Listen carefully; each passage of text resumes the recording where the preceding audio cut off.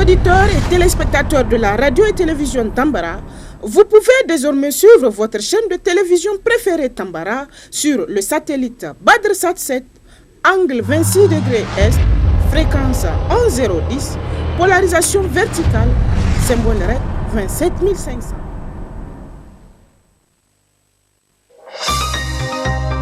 Suivez le journal avec STM Transport Voyageurs. Une nouvelle façon de voyager.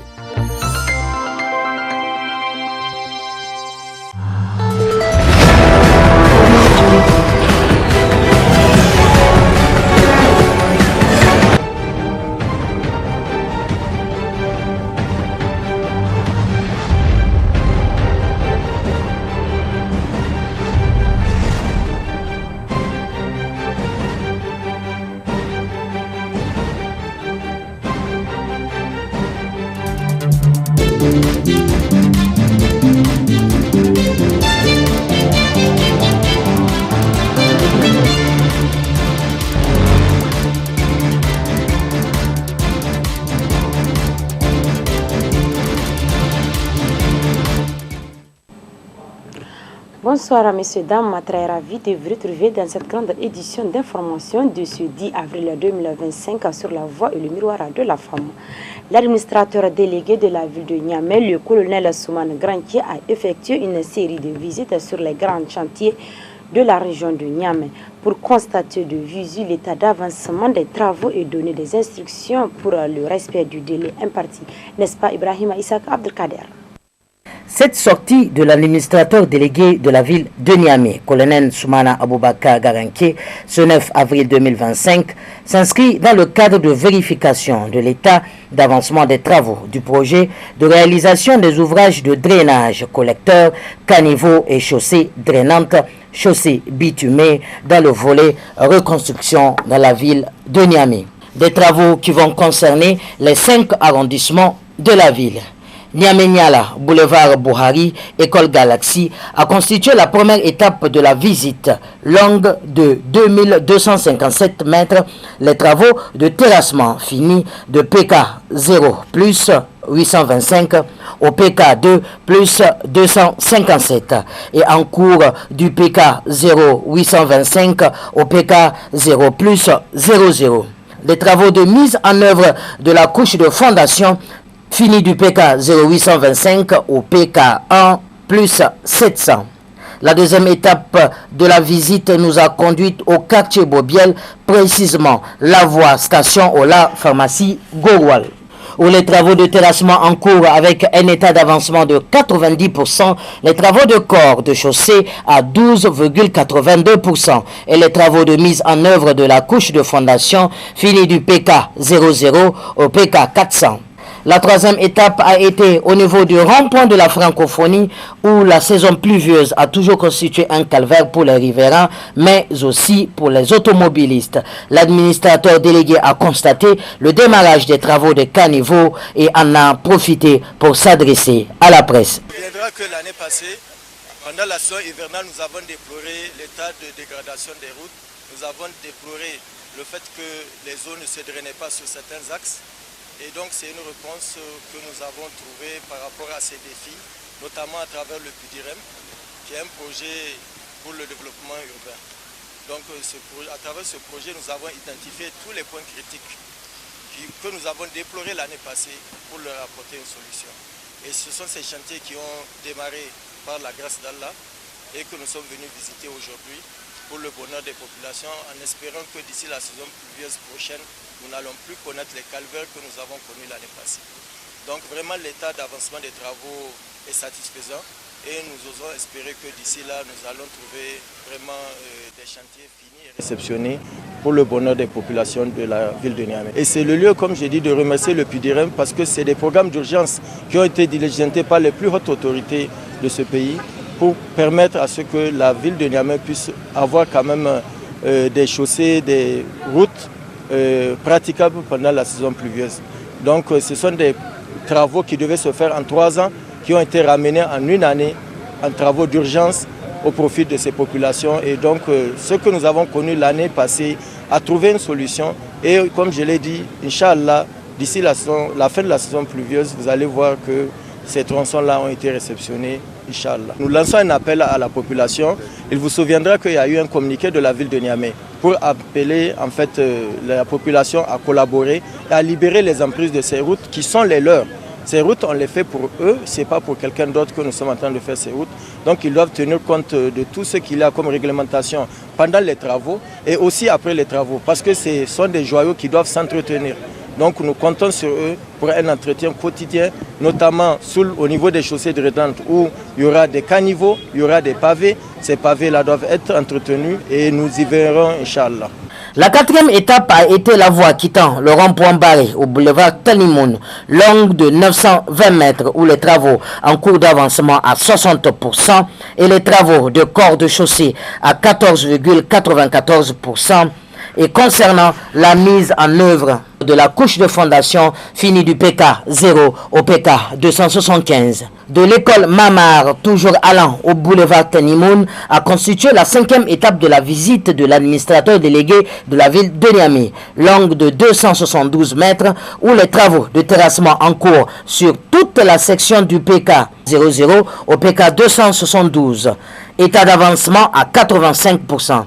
La suite du pavé de Bassora, longue de 1048 mètres, a été également visitée où les travaux de terrassement en cours, état d'avancement à 90%. Il faut noter que tous ces travaux sont exécutés par l'entreprise créée par des Nigériens pour servir le Niger avec une grande fierté, l'entreprise Moré. La visite du chantier sur lesquels sont fabriqués les pavés avec les moyens de technologie de dernière génération a constitué la dernière étape de la visite de l'administrateur délégué de la ville de Niamey.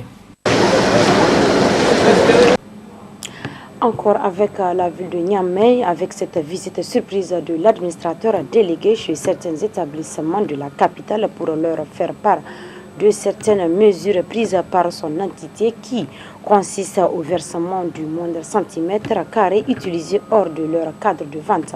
Retrouvons le colonel Soumane Granchi.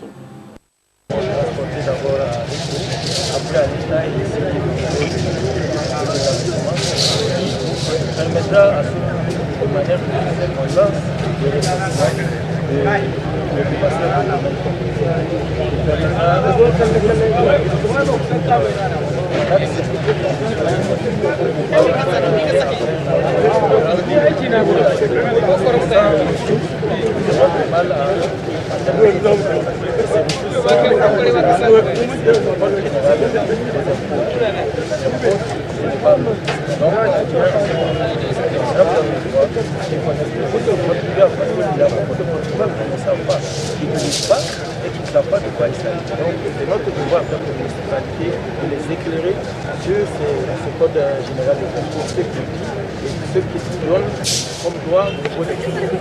Voilà pourquoi nous avons lancé de manière symbolique parce que nous pensons qu'ils sont les champions quand même de la contribution pour le développement de la ville de Niamey.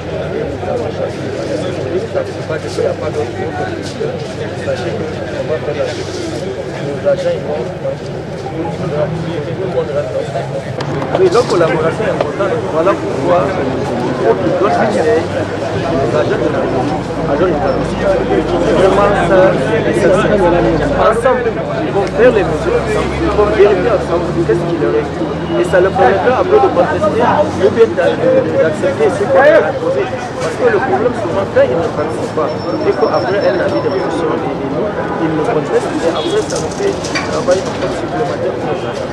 Donc vraiment, on veut leur collaboration. Ils n'ont qu'à comprendre que c'est une nouvelle dynamique. Et cette dynamique, elle est la leur. Parce que si aujourd'hui, c'est une situation collective, c'est pour aussi embellir la capitale, c'est pour rendre la capitale plus.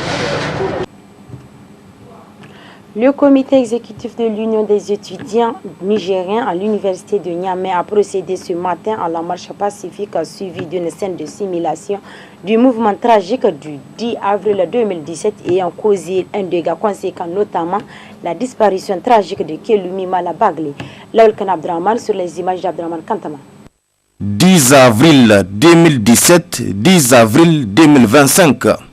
8 ans exactement que Kelum Mala Bagale, jeune étudiant au département de la sociologie et anthropologie, né en 1992 à Difa, a tiré sa révérence.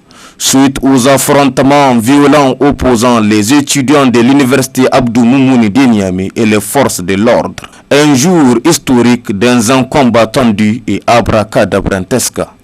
C'était un bilan très lourd. D'abord, les voies d'accès au campus universitaire étaient bloquées par les forces de l'ordre, stationnés à bord de plusieurs véhicules d'intervention, alors que le comité exécutif de l'ONU d'antan était à réunion. Quelques minutes après, les forces de l'ordre ont franchi le campus universitaire et des violents accrochages ont eu lieu avec les étudiants, dont le bilan est assez lourd. 315 personnes interpellées, 109 personnes dont 88 manifestants et 25 policiers blessés. Outre depuis 8 ans pour rendre honneur à la mémoire de l'illustre disparu, l'Union des étudiants nigériens à l'université de Niamey organise une scène de simulation de ces mouvements tragiques pour interpeller les forces de l'ordre, singulièrement la gendarmerie nationale, quant à sa responsabilité dans ces manifestations rocambolesques. Nous procédons à une activité d'interpellation, donc de ce qu'on appelle l'activité de la simulation de l'assassinat de notre glorieux martyr Mala Kelemi Bagale, qui était même mon délégué à la commission presse. Donc au moment où j'étais délégué général, il est quand même venu s'inscrire pour vouloir évoluer en tant que délégué donc dans la commission presse de l'ENUN à l'époque. Et il n'a pas été assassiné pour rien. Il n'a été assassiné à cause de sa particularité, de sa détermination dans la lutte qui a été menée le jour-là dans le but d'arracher nos droits. Donc nous sommes venus, évidemment, comme nous le faisons toujours, pour attirer l'attention de la gendarmerie et de l'ensemble des forces de défense et de sécurité par rapport à la revendication de nos droits. Et nous voudrons les interpeller par rapport à leur boulot, qui est le maintien d'ordre.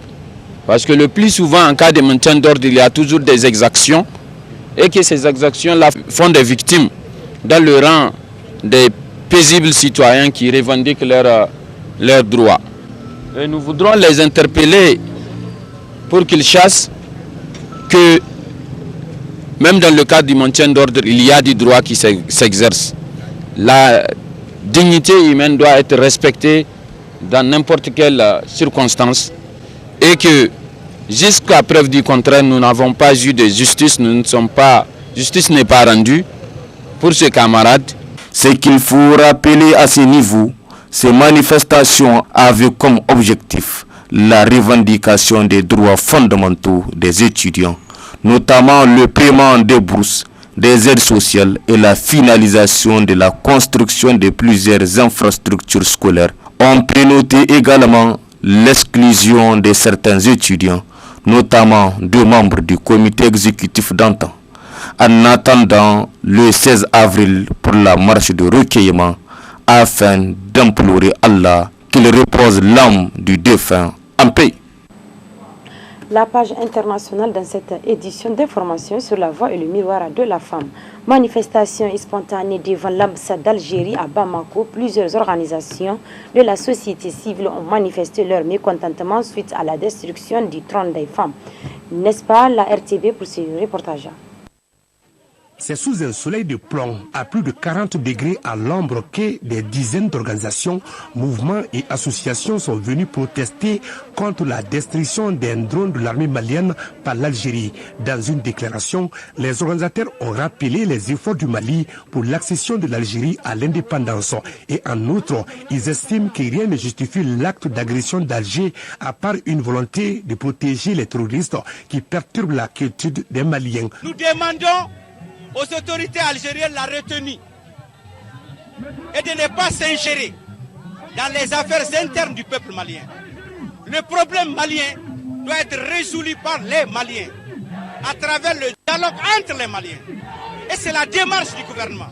ne sommes pas là pour agresser ni autre. Nous sommes là pour manifester et appeler au peuple algérien de soutenir le peuple malien dans ses combats contre le terrorisme. Et les autorités sont là pour défendre la vie des Maliens. Nos autorités sont là pour défendre l'intérêt de nos Maliens et pour nous rendre la souveraineté que nous avons tant perdue en avant. À travers cette mobilisation, ils renouvellent leur soutien aux autorités maliennes, nigériennes et burkinabées. Et pour eux, cet acte doit permettre de fédérer encore plus les peuples de l'espace AES pour une lutte commune pour leur souveraineté. Nous sommes derrière nos autorités, nous sommes derrière nos forces armées et de sécurité contre le terrorisme. Et nous voulons que les États comprennent que personne ne gagne à un soutien au terrorisme. Ceux qui le comprennent, tant mieux. Ceux qui ne comprendront pas auront les Maliens en face, auront les Burkinabés et les Nigériens en face. L'Algérie doit comprendre que le Mali a sacrifié ses fils pour sa libération, pour son indépendance. Notre territoire a servi de refuge pour les combattants de la liberté de l'Algérie et non pour la France et les ennemis de l'Algérie. C'est dommage de constater aujourd'hui que le territoire algérien serve de refuge et de sanctuaire aux groupes terroristes. Les organisateurs ont également lancé un appel à la diaspora de la Confédération AES à intensifier le combat patriotique de mobilisation et de sensibilisation à l'international. À l'occasion du 23e anniversaire du parti PPRD, les militants et cadres adressent leur joyeux anniversaire au président national, le camarade Joseph Kabila. Plus de précisions avec la TV 5 Monde.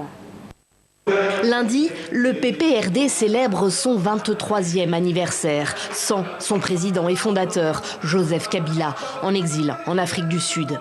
Les cadres du parti de l'ancien chef de l'État congolais ne se doutent alors pas que celui-ci s'apprête, une nouvelle fois, à sortir de son silence et à annoncer son retour. Le lendemain, mardi, l'hebdomadaire Jeune Afrique relate le contenu d'une déclaration écrite de Joseph Kabila. Il va bientôt revenir dans son pays parce que la situation sécuritaire et institutionnelle l'y oblige et parce qu'il veut contribuer, dit-il, à la recherche d'une solution à la crise. Il annonce aussi qu'il arrivera par l'est de la RDC. Ce proche de l'ancien président n'y voit aucun message politique. S'il rentre par l'est, bon, pourquoi l'est ferait jaser? Et à Ouvira, il a des résidences. À Bukavu, il a des résidences. Il peut rentrer partout. Au Katanga, il a des résidences. Il n'y a aucune loi qui oblige quelqu'un à passer par Kinshasa pour entrer dans ce pays. Le président Tshisekedi a accusé, il y a plusieurs mois déjà, son prédécesseur de préparer une insurrection et est convaincu qu'il appartient à l'AFC M23, à la manœuvre dans l'Est.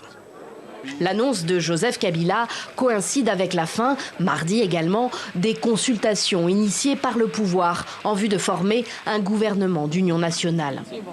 Elles ont été menées par le conseiller spécial du chef de l'État en matière de sécurité pendant un peu plus de 2 semaines. Et le PPRD de Joseph Kabila, comme d'autres poids lourds de l'opposition, n'y a pas participé. Mais pour le ministre de l'Aménagement du territoire, la réalité est plus complexe. Sans citer nommément Joseph Kabila, il assure que le dialogue n'est rompu avec personne. Formellement, les consultations s'achèvent. À mon avis, ça ne s'achève pas. Parce qu'en Afrique, nous avons cette qualité de parler, de continuer à parler. Je sais qu'il y a des échanges qui sont en cours. Vous savez, il y a des pourparlers qui ne se font pas toujours devant la caméra. Il y a ce qu'on appelle la diplomatie secrète. L'animateur de ces consultations politiques est censé rendre dans les jours à venir un rapport au chef de l'État. En mer Noire, les militaires de 12 pays de l'OTAN ont entamé les services d'exercice qui visent à renforcer la collaboration entre les forces navales, aériennes et terrestres. Il faut souligner que c'est depuis 2015 que l'OTAN n'a pas organisé ce genre d'exercice, mais l'invasion massive de l'Ukraine l'impose dorénavant. Des précisions avec Euronews. Les gardiens de la révolution continuent d'armer les groupes terroristes irakiens. Une enquête du quotidien britannique The Times dévoile des livraisons d'armes iraniennes vers les milices chiites à la solde de Téhéran.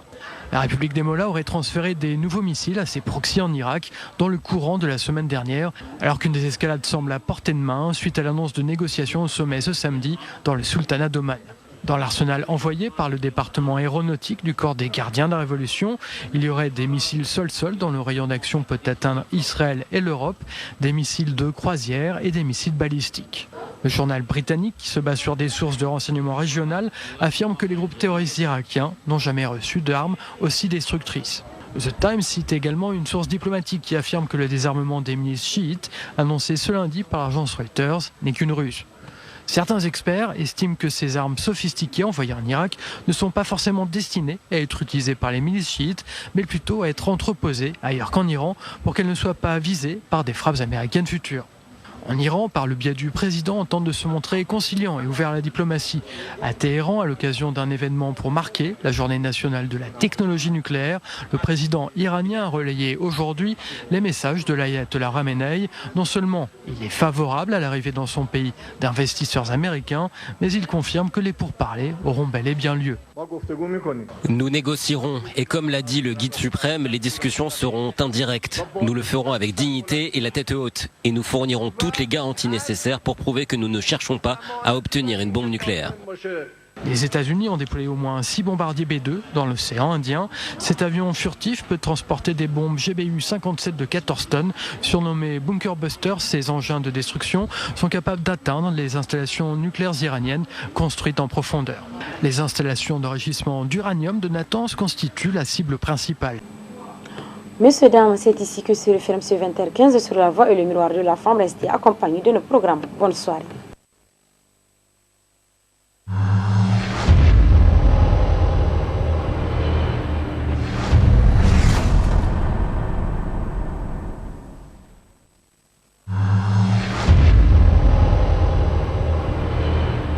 Chers auditeurs et téléspectateurs de la radio et télévision Tambara, vous pouvez désormais suivre votre chaîne de télévision préférée Tambara sur le satellite BadrSat 7, angle 26 degrés Est, fréquence 11010, polarisation verticale, symbole REC 27500.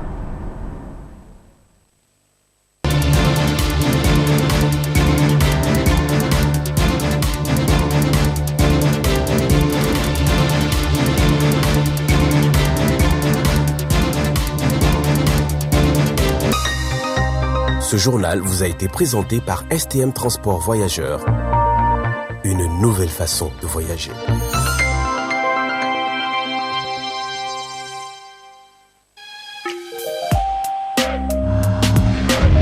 Pour vos annonces publicitaires, reportages, couvertures médiatiques, ateliers, séminaires de formation, contactez le service commercial de la radio-télévision Tambara sur les numéros suivants. Le 80 10 25 25, 89 10 25 25.